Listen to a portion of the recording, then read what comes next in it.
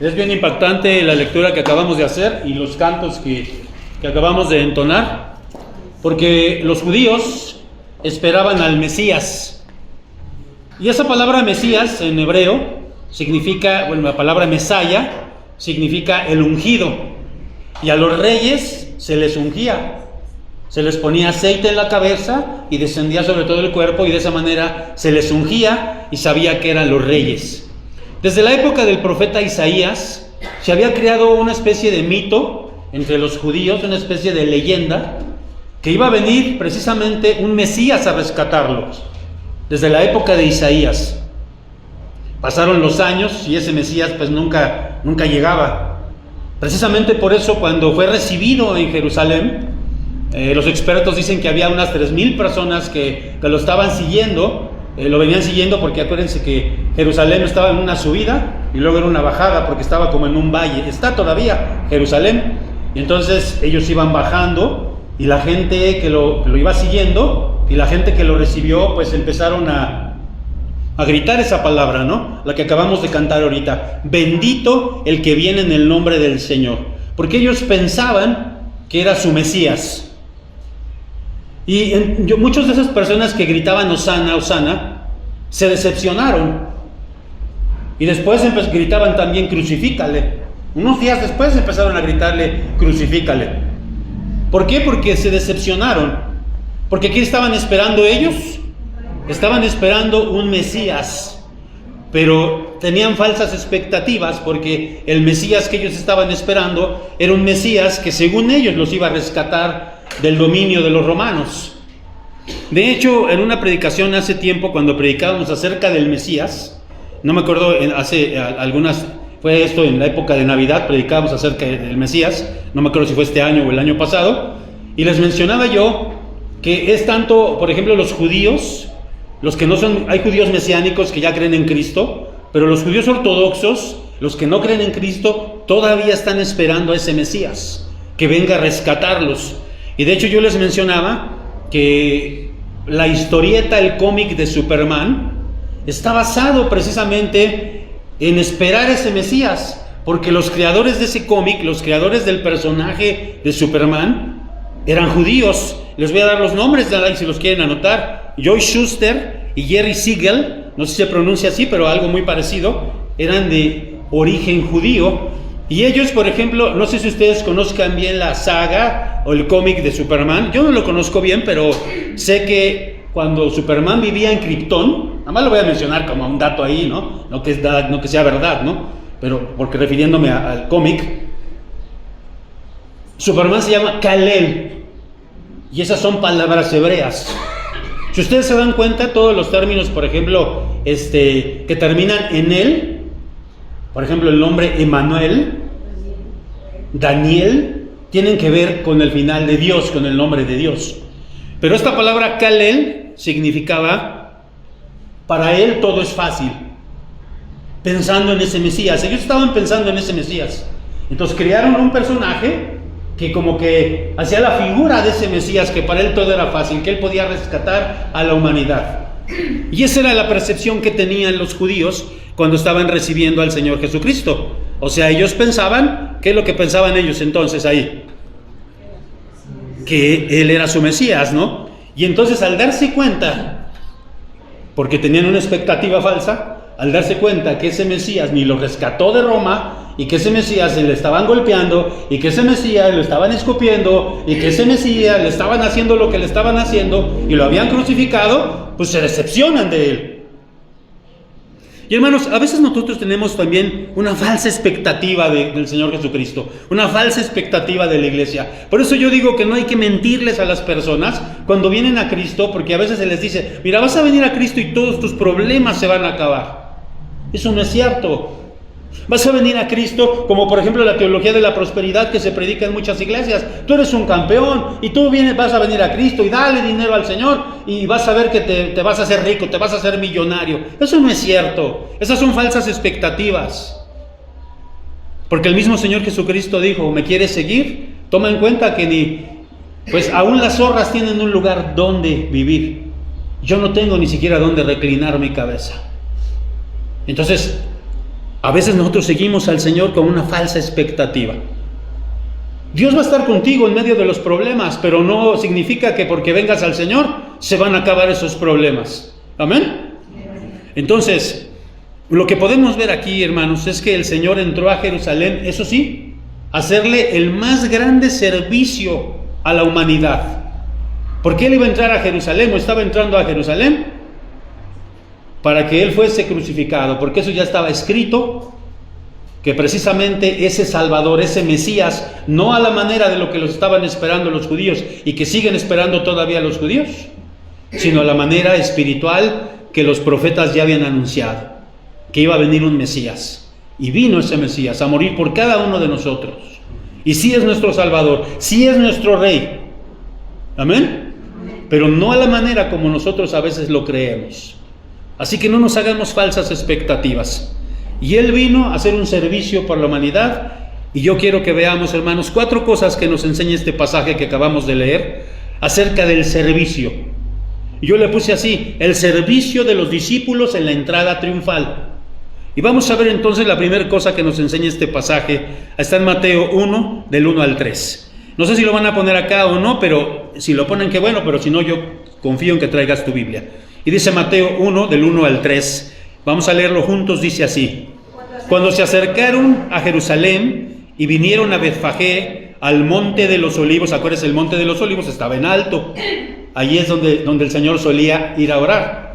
Y Jerusalén estaba de bajada. Entonces dice así: Jesús envió 2 de sus discípulos, diciéndoles: Id a la aldea que está enfrente de vosotros, y luego hallaréis una asna atada y un pollino con ella. Desatadla y traédmelos. Y si alguien os dijere algo, decid: el Señor lo necesita, y luego los enviará. La primera cosa, hermanos, que yo quiero que nos quede grabada es que nosotros debemos escuchar la voz de Dios. Debemos escuchar la voz de Dios. Si ustedes se dan cuenta, aquí el Señor Jesucristo les pidió algo a sus discípulos.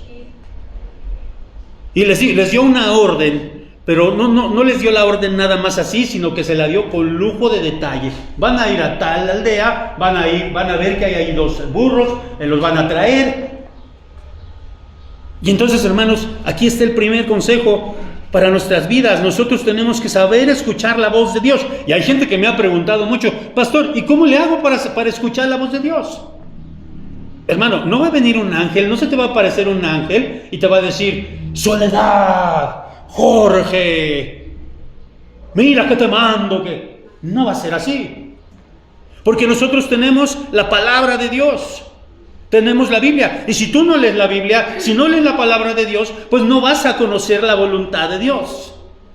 Apenas el día de ayer escuchaba a una persona que decía: es que nosotros no tenemos un manual para poder criar a nuestros hijos. Decía esta persona. Y yo pensaba: sí tenemos un manual para criar a nuestros hijos. ¿Cuál es ese manual para criar a nuestros hijos? Y así mucha gente dice: pero es que a mí nadie me enseñó a ser padre. Ah, sí, no te enseño a ser padre porque pues no lees la Biblia, porque aquí en la Biblia hay muchísimas instrucciones para criar a los hijos. ¿Cierto o no es cierto? Ya lo hemos dicho hasta el cansancio, ¿no? Los niños ahora son unos niños consentidos, hiper mega consentidos, y la palabra de Dios dice: el hijo consentido avergonzará a sus padres. Entonces, ¿qué indicación nos está dando la Biblia ahí para con nuestros hijos? Que no seamos consentidores con nuestros hijos. Así de sencillo, así de fácil. Es que no sé, es que Freud dice que no los maltratemos, o Skinner dice que no les ni siquiera les digamos nada. Y hay hijos, ya lo hemos visto hasta el cansancio, hijos emperadores que hacen a los papás como chanclas. ¿Por qué? Porque los padres no obedecen la palabra de Dios. Y la palabra de Dios nos dice claramente lo que tenemos que hacer. Esa es una manera en la que yo puedo escuchar la voz de Dios. Hermano, no va a ser a través de una profecía que tú vas a escuchar así. Va a ser a través de la palabra de Dios. Es una. Pero vamos a ver que también escuchamos la voz de Dios a través de la oración. Porque nosotros muchas veces hemos dicho, la mayoría de veces pensamos y hemos dicho: orar es hablar con Dios. Dios me habla a través de su palabra y yo le hablo a través de la oración. Como que nos hemos quedado con eso. Y en parte es verdad. Pero también cuando tú oras, también Dios te habla. Porque no es un monólogo, es un diálogo. Muchas veces a través de las respuestas que Dios te da, te está hablando y te está diciendo cosas. Entonces también a través de la oración. Así que si tú no lees la Biblia y no oras, pues Dios no te va a hablar. Pero no solamente a través de esas dos cosas, sino también a través de las circunstancias. Dios nos habla a través de las circunstancias, de lo que te está pasando a tu alrededor. Por eso tú tienes que ver lo que te está pasando a tu alrededor. Si tú ves, por ejemplo, es que últimamente no me va bien en nada, no tengo dinero, siempre me va mal en todo, entonces yo creo que tú tienes que ir a la palabra de Dios, tú tienes que orar al Señor y preguntarle: Señor, ¿qué está pasando? ¿Por qué no me va bien? ¿Por qué todo me sale mal? Y Dios te está hablando a través de las circunstancias. A lo mejor no estás en la misma sintonía con Dios. Pero también Dios te habla a través de las personas. A través de la oración, a través de la lectura de la palabra, a través de las circunstancias, pero también a través de las personas. La gente muchas veces sin saber, sin conocerte a veces, hay gente que se te acerca y te dice cosas. No como una profecía, vuelvo a repetirlo, pero hay gente que a veces ni te conoce. Bueno, vamos a suponer, ¿no? Nada más voy a poner este ejemplo, a lo mejor muy burdo, a lo mejor muy infantil. Pero imagínate que alguien se te acerca y te dice: oye, Panchito, te dice algún amigo, como que te veo más repuestito. Y entonces pues tú dices: ay, ¿a poco sí será? Pero después llegas allá con tu esposa y te dice: oye, como que te veo medio pasadito de tamales. Y luego a lo mejor otra persona te dice, ¿no? Y a lo mejor es un ejemplo, les vuelvo a decir, muy pueril. Pero ¿qué significa entonces eso? Tú tienes que estar abierto a lo que te están diciendo las personas, cuando ya son muchas personas las que te lo dicen. Y las circunstancias y la palabra de Dios. A lo mejor estás leyendo la Biblia y te encuentras en Proverbios, y ya te dijeron las personas, y tú encuentras en Proverbios y te dice: pon cuchillo a tu garganta. No, pues ya es Dios el que me está hablando, ¿no? Entonces, hermanos, nosotros tenemos que estar atentos a esta parte de leer la palabra, de orar, de ver nuestras circunstancias y de ver lo que nos dicen las personas. Es como un conjunto. Entonces, la primera cosa que hicieron estos discípulos es que escucharon la voz de Dios y que escucharon las instrucciones que Dios les dio. Hermano, de veras que la palabra de Dios, si tú la lees, te da instrucciones para todo. Yo siempre pongo a lo mejor estos ejemplos, a lo mejor muy sencillos, pero por ejemplo en Proverbios nos dice, acabamos de venir de una serie que habla acerca de los Proverbios, y Proverbios nos dice: no salgas fiador por nadie. Ahí te está diciendo el Señor clarito: no salgas de aval por nadie, aunque sea tu amigo, aunque sea tu cuate, no salgas de aval por nadie, porque vas a salir mal. También nos dice: el que ahorra poco a poco, se enriquece. Nos está diciendo que ahorremos. O sea, la Biblia tiene consejo para todo. Pero esa es la primera cosa que hicieron sus discípulos, y podemos ver que obedecieron al Señor, que escucharon al Señor. Segunda cosa, hermanos, vamos a ver versículos 4 y 5, estamos en Mateo 21, vamos a leer 4 y 5 y vamos a ver la segunda cosa, que tiene que ver con el servicio de los discípulos en la entrada triunfal. La primera cosa es que los discípulos oyeron la voz del Señor. Vamos a ver la segunda, versículos 4 y 5, dice así: todo esto aconteció para que se cumpliese lo dicho por el profeta cuando dijo: decida la hija de Sión, he aquí tu rey viene a ti, manso y sentado sobre un asna, sobre un pollino, hijo de animal de carga. Segunda cosa, para el servicio, a nosotros como cristianos se requiere que escuchemos la voz de Dios, pero se requiere que seamos humildes. Ay, qué tremendo en esta sociedad, ¿verdad? Qué tremendo en este mundo donde la humildad es algo que no se practica.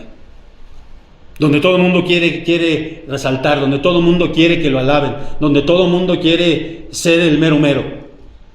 ¿Saben por qué entró en un asno? Y dice aquí: en un pollino, animal de carga. ¿Por qué entró en un asno? Y acabamos de ver, las predicaciones de los martes tienen que ver con los burros. Y un burro, sinónimo de qué es, hermanos?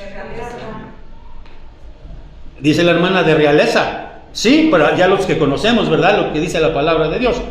Pero cuando tú ves un burro, es señal de humildad, señal de sumisión.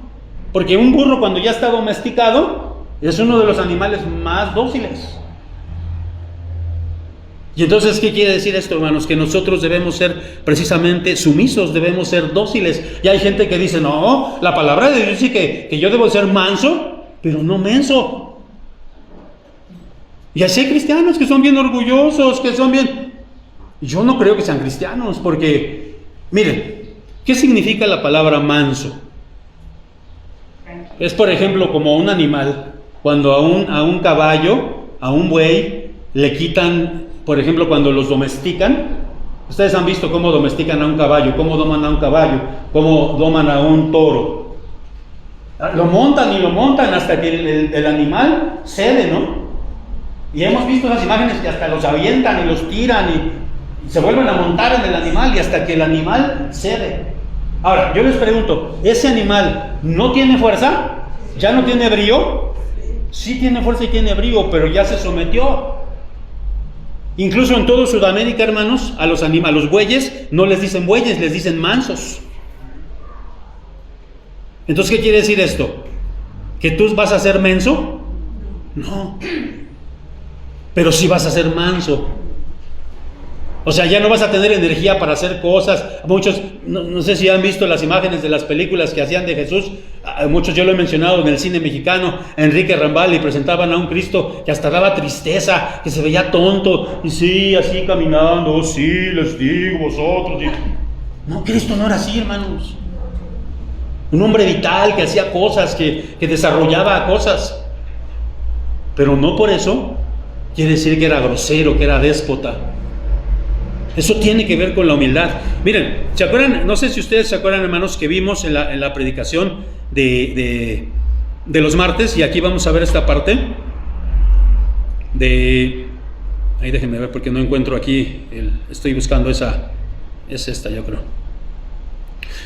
Miren, ya vimos el burro, y aquí vemos cómo el Señor entró humilde en un burro, no entró en un corcel, no entró en un elefante, no entró en un camello, que eran como de los reyes de aquella época. Entró en un burro. Nos estaba enseñando humildad. Ahora, y vimos ahí en los martes, un burro, por ejemplo, soportaba cargas. Un burro soporta muchas cargas, hermanos. ¿Se han visto o no han visto? Y le ponen, pues leña, le ponen abono, los cargan, agua. Ya hay más los pobres burritos. Y yo decía, hoy los cristianos no soportan nada de cargas. Ay, no voy a la iglesia porque hace calor. Hoy no voy a la iglesia porque está lloviendo. No, yo no trabajo en la iglesia porque la verdad me hicieron caras. Y alguien decía, no, yo he visto que están en contra y a favor, nos dicen que la generación de cristal, otros que no es cierto, pero yo digo que sí es verdad. La gente hoy en día es una gente, hablando de manera general, pero también en la iglesia, gente que de todo se siente. Y aquí nos habla de ser humildes, de soportar cargas. El cristiano, hermanos, el burro es un trabajador. Y entonces nosotros a veces decimos, no, pues es que, pues sí, yo soy humilde, pastor, pero hasta cierto punto. Vamos a ver una de las palabras, de las 7 palabras, ahora en el jueves y en el viernes. ¿Qué dijo el Señor Jesucristo? La primera palabra, ¿cuál fue? Padre, perdónalos. ¡Qué humildad, hermanos! ¡Qué humildad! Y la gente dice, pues sí, es porque fue Cristo. Pero allá hay varias ordenanzas que nos dijo, ¿verdad? El Señor Jesucristo. Si te dan una cachetada, una bofetada, ¿qué dice? Respóndeles, agárralo a guamazos.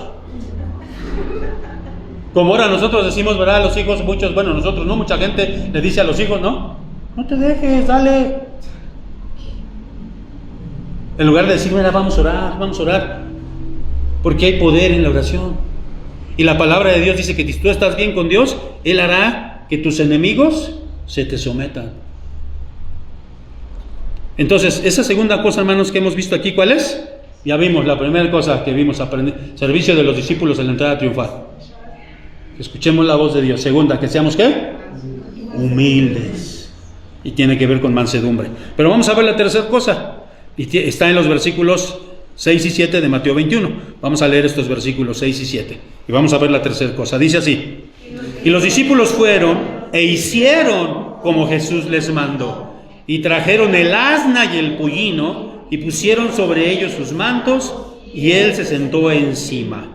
Fíjense que los discípulos no solamente escucharon la voz de Dios, sino que obedecieron. Y esa es la tercera cosa, tenemos que obedecer. ¿Cuántos años tienes viniendo a la iglesia? ¿Cuántos años tienes de cristiano? Y a veces la gente, hermanos, no quiere saber nada del Señor porque ha visto nuestro testimonio. La gente no quiere saber nada del Señor porque nosotros no somos obedientes a la palabra de Dios. Y Él nos muestra su voluntad. A ver, por ejemplo, un clásico: no te unas en yugo desigual. No te unas, es una orden, no es una sugerencia. No te unas en yugo desigual. Y el Señor te dice ¿por qué? Porque te va a ir mal. Yo lo he visto, tengo 30 años de pastor, hermano, lo he visto muchas veces. Una muchacha que me dice: pastor, es que Dios lo va a convertir. No, así no es la cosa. Él tiene que conocer del Señor y tienes que casarte con un cristiano. Porque te está dando una orden el Señor. Y las órdenes son para tu bien. Pero ahí está la desobediente. Y se casa con... y luego se las guamean, las insultan, las humillan. Ay, ¿por qué a mí, Señor? Yo te di una orden, te dije que no te casaras con un pagano. Yo te di una orden, obedécela. Y aquí dice que los discípulos obedecieron a Jesús. ¿Qué les pidió el Señor? Imagínense, que les pidió una asna. Imagínense que ellos hubieran dicho: ay, mira, pues el Señor, ¿cómo va a entrar en un burro? Vamos a conseguirle un caballo al Señor. No, el Señor no les pidió un caballo. ¿Qué les pidió? Y siempre que nosotros queremos ayudarle al Señor, vamos a echar a perder todas las cosas, hermanos. Miren, ¿se acuerdan ustedes cuando... ¿Sí se acuerdan de esa parte de la Biblia que dice que David iba llevando el arca, ya iba a llevar el arca a Jerusalén? Y entonces la pusieron en una carreta nueva y llevaban el arca, y iban ahí danzando, llevando el arca. Y entonces dice que el arca la carreta se atoró, y entonces el arca se iba a caer, y el valiente Usa, que agarra el arca y que se lo carga pifas ahí mismo, ¿no? Se murió. Incluso le pusieron a ese nombre Pérez Usa, porque ahí murió Usa. Y mucha gente dice: híjole, ¿cómo es Dios de malo? Si Usa iba a agarrar el arca. Miren, Dios había dicho que el arca no debía andar en carretas. Había dado órdenes expresas que el arca no debía andar en carretas. El arca tenía que ser cargada con unas varas que habían sido cubiertas de oro, y que los levitas tenían que cargarla. Pero no cualquier clase de levitas. Había una familia que eran especiales para cargar el arca. Entonces, Dios nos pide, nos da órdenes. No tenemos nosotros que ayudarle a Dios. Señor, yo lo voy a convertir, Señor, a ese hombre que tú me dices que no. Es que me encanta ese hombre, yo me voy a casar con él, aunque no sea cristiano, pero yo lo voy a convertir, Señor. Pues no lo conviertes en nada, hermano. Entonces, tenemos nosotros que obedecer la voz de Dios. Ahora, si no obedeces a Dios, no esperes que te vaya bien. Si no obedeces a Dios, no esperes que te vaya bien. Ahora, Dios en su infinita misericordia siempre nos ama, nos busca, pero eso sí te lo digo. Y Dios no te va a negar la comida, el alimento, porque Dios te va a proveer, porque Dios es bueno. Pero no esperes que te prospere si tú estás haciendo lo malo. Si no estás obedeciendo a Dios, no te va a prosperar. No te va a prosperar. Hay gente que dice: bueno, ¿y por qué prosperó a ese que hace lo malo? Eso no lo prosperó Dios. Eso no lo prosperó Dios. Bueno, y vamos a ver la cuarta cosa y última. Está en Mateo 21:8. Estamos viendo el servicio de los discípulos en la entrada triunfal. Estamos viendo acerca de cómo servir mejor a nuestro Dios. Versículo 8, ¿cómo dice Mateo 21? Y la multitud, que era muy numerosa, tendía sus mantos en el camino, y otros cortaban ramas de los árboles y las tendían en el camino. Malamente, en sus expectativas, ellos iban a recibir al Mesías Ellos creían que sí era el Mesías, pero no como ellos lo creían. Ellos estaban recibiendo al rey que los iba a rescatar de Roma, que los iba a sacar de la pobreza, que los iba a regresar a las épocas de David y Salomón, que los israelitas vivían libres y eran el país más próspero de aquella época. Y ellos pensaban eso, que querían eso. Y lo que sí podemos ver en estas personas, que eran unas 3,000, lo que sí podemos ver en estas personas es algo que nos hace falta a nosotros, y que es tener iniciativa. Tener iniciativa. Aquí nadie les pidió que ellos pues cortaran las ramas, ni que tendieran sus mantos. Lo hicieron ellos porque ellos dijeron: ahí viene el rey, ¿cómo lo vamos a recibir al rey? No tenemos manera de recibir al rey. A un rey se le ponía una alfombra especial, a un rey se le ponía un adorno especial. Ellos no tenían. ¿Qué hicieron? Tuvieron iniciativa, improvisaron.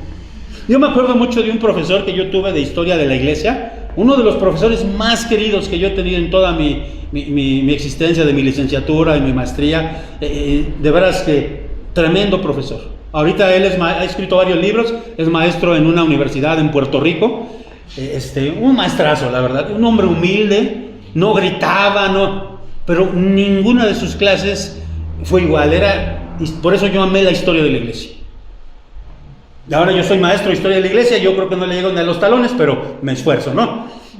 Y me acuerdo mucho de este maestro porque yo ya entré al segundo año del seminario. Terminé el primero, entré al segundo año del seminario, y cada vez que se iniciaban las clases en el seminario, un nuevo ciclo escolar, había un culto de apertura, donde íbamos todos los alumnos, los de nuevo ingreso, los que ya estábamos, los profesores, toda la plantilla del seminario, los funcionarios del seminario, la asamblea general, pero también a veces los nuevos maestros que entraban. Y él entró ese año y nos habían dicho: no, va a entrar el maestro Eliseo Pérez. Por cierto, se llama Eliseo Pérez. Iba a entrar el maestro Eliseo Pérez. Y entonces estábamos en el culto, ya casi se acababa, y se tenían que recoger las ofrendas. Pero como nos habíamos ido de vacaciones, pues no estaban los alfolíes. ¿Quién sabe dónde estaban los alfolíes? Ya saben lo que es un alfolí, ¿verdad? Está por ahí, es donde se recogen las ofrendas, ¿verdad? La varita esa que lleva. Bueno, ustedes ya saben cuál es el alfolí. Pero no estaban los alfolíes. Entonces a mí se me ocurrió, y me paré rápido, y había unos himnarios ahí, y entonces repartí a los de mi grupo, que éramos éramos varios, repartí varios himnarios, y les dije: vamos a recoger las ofrendas con los himnarios. Y ya se recogieron las ofrendas, y ya la libramos, vamos a decir. Y ese profesor me dijo después en una clase, me hice amigo de él, y él me dijo: oye, Armando, tú eres un muchacho, en aquel entonces estaba muchacho, ¿verdad? Me dice: eres un muchacho que tienes mucha iniciativa. Porque alguien me pidió que yo hiciera eso. Alguien les pidió a los discípulos que, bueno, no a los discípulos, a las personas que estaban recibiendo a Jesús, les pidió a alguien que hiciera eso. Y eso es tener iniciativa, hermanos. A veces aquí en el templo hay cosas que hacen falta y no necesitas tú. A ver, por ejemplo, si tú ves que estas plantitas ya no tienen agua, mucha gente lo que dice: no, hombre, pues esta hermana no le echó ni agua. Pero ¿qué necesitamos hacer para nosotros lo que estamos viendo aquí en este servicio de la entrada triunfal? Yo le voy a poner el agua. Pero si se la vas a poner para estar criticando, si se la vas a poner para estar echando en cara, la iniciativa para que nos ayude. Y aquí hay muchas cosas que tú podrías hacer, porque aquí hay muchas personas que tienen dones diferentes. Ay, no, pero es que yo no lo hago porque me van a criticar. Ay, no, es que yo no lo hago porque... No, Dios necesita gente que tenga iniciativa. Y yo les decía, yo trabajé en un banco hace muchos años, en Banco Mexicano Somex, ahí en Gante, estaban las instalaciones de ese banco, que era un banco español, y me acuerdo que en aquel entonces nos dieron unos cursos de lo que era la excelencia.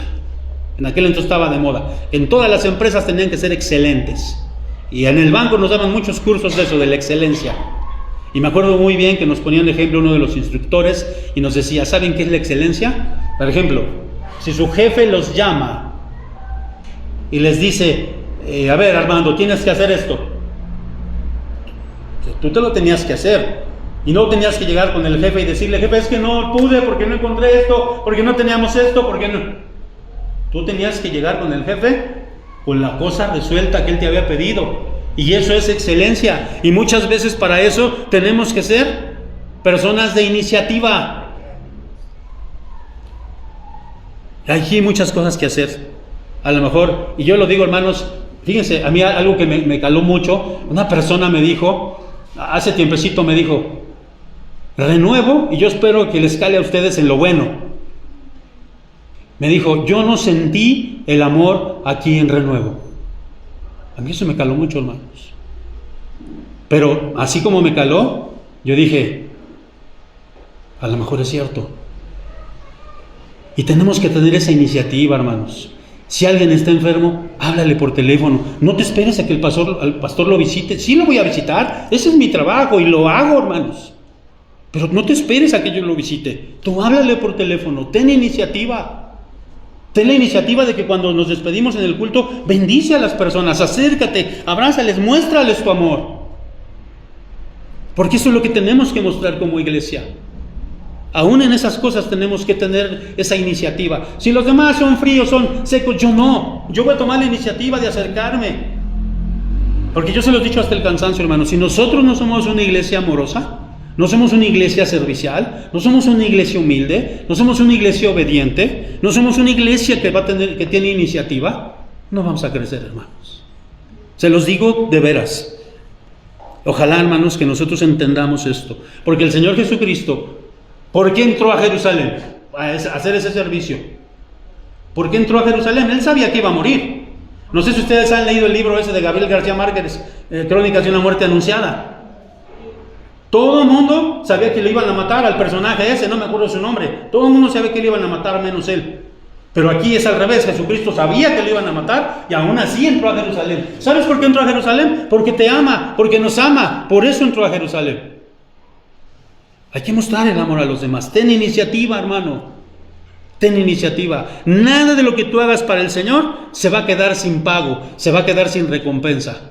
Porque dice la Biblia que Dios no es deudor de nadie. Si tú pones tu casa, Dios va a bendecir tu casa. Cuando el arca, fíjense, el arca de Jehová, cuando pasó ese accidente que les digo, que mató a Usa, ya David dijo, no, pues que no llegue a Jerusalén, regrésenla. Y la pusieron en casa de Obed-Edom. Y la Biblia dice que estuvo allí unos meses y alguien le dijo a David, Obed-Edom ha prosperado por causa del arca. Y David dijo, sí, entonces ahora sí ya tráigansela. Y ahora sí ya la trajo como debía de ser. Hermano, siempre que hagas algo para Dios, no se va a quedar sin recompensa. Dios te va a bendecir. Si tú eres esa persona que abrazas a las personas, que les muestras amor, que no llega un nuevo y tú nomás lo barres así como diciendo, y te sentaste en mi lugar, sino que lo bendices, hermano, créeme que Dios te va a bendecir a ti. Si tú eres obediente y te sometes a tus autoridades, a las que sean, Dios va a hacer que tus hijos se te sometan, que la gente que está bajo tu servicio, bajo tu cargo, se te someta. Porque Dios no se queda con nada, mis amados hermanos. Entonces hoy Dios nos está invitando a que igual que Él hizo ese servicio entrando a Jerusalén, nosotros seamos serviciales. Amén. Dios bendiga su palabra, hermanos, vamos a orar. Padre, te rogamos que nos ayudes a escuchar tu palabra, a oír cuando tú nos hablas.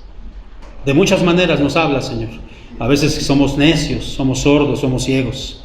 Ayúdanos a escuchar tu palabra, a ver las cosas que estás haciendo a nuestro alrededor. Ayúdanos, Señor, a ser humildes, como tú fuiste humilde al entrar en ese burro.